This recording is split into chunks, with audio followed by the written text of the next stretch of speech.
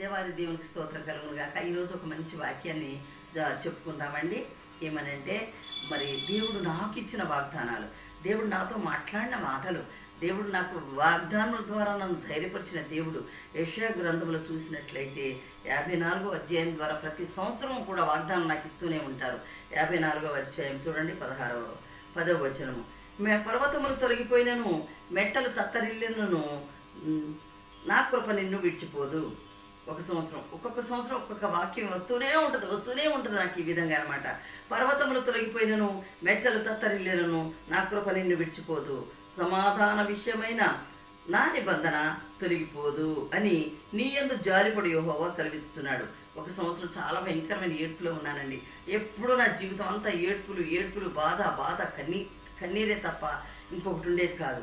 అప్పుడు ప్రభు నాకు ఇచ్చినటువంటి ధైర్యవచనం ఏంటంటే, పర్వతములు తొలగిపోయినను, మెట్టలు తత్తరిల్లినను, నా కృప మాత్రం నిన్ను విడిచిపోదు అంటున్నాడు. అలాగే సమాధాన విషయమైన నా నిబంధన తొలగిపోదు.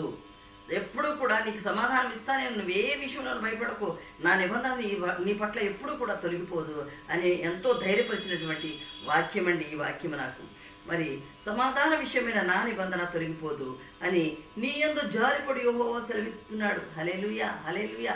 నా యందు జాలిపడి దేవుడు ఎంత గొప్ప వాక్యంతో నాతో మాట్లాడతాడో చూసారా అండి. ఇంకొక మాట అంటున్నాడు, ప్రయాసపడి గాలి వాన చేత కొట్టబడి ఆదరణ లేక ఉన్నదానా, నేను నీలాంజలములతో నీ కట్టడలను కట్టుదును, నీలములతో నీ పునాదులను వేయుదును, మాణిక్యములతో నీ కోట కొమ్ములను, సూర్యకాంతములతో నీ గుమ్మములను కట్టుదును, ప్రశస్తమైన రత్నములతో నీకు సరిహద్దులు ఏర్పరచుదును, నీ పిల్లలందరూ యెహోవా చేత ఉపదేశమునందుదురు, నీ పిల్లలకు అధిక విశ్రాంతి కలుగును. హల్లెలూయా. ఇక్కడ వరకు చాలు, తర్వాత మిగిలి చెప్తానండి. ఇంకొక మాట ఏంటంటే, ఎంత గొప్ప ఆదరణ అండి ఈ మాట చూడండి. గాలివాన చేత ప్రయాసపడి, గాలివాన చేత కొట్టబడిన ఆదరణ లేక పడి ఉన్నదానా అంటాడు. ఎస్, నేను ఎప్పుడు కూడా ఆదరణ లేక పడి ఉన్నదాన్ని. మరి భయంకరమైన ఏడ్పులతో గాలివానుల చేత కొట్టబడినట్టుగా అంత ఏడ్పు గాలులతో అంత ప్రయాసపడుతున్న స్థితిలో దేవుడు నాకు ఈ విధంగా మాట్లాడాడు.